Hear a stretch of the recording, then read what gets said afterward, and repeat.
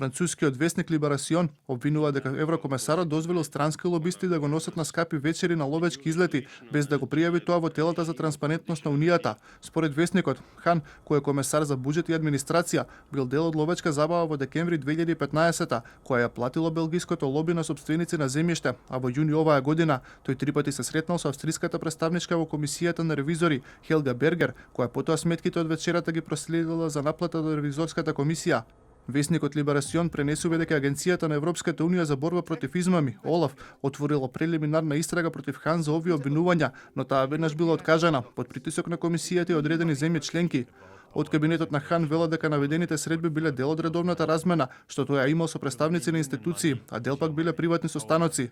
Јоханес Хан не морал да го вклучи учеството во ловот во регистарот на транспарентност на комисијата, бидејќи бил само придружник на друго лице.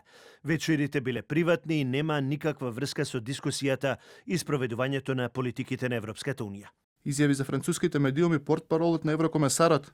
Хан е дел од Австриската народна партија, каде неколку члена се соочуваат со обвиненија за корупција. Поранешниот австријски канцелар и претседател на партијата, Себастијан Курц, беше принуден да поднесе оставка на функцијата откако се појави информации дека со државни пари нарачувал анкети.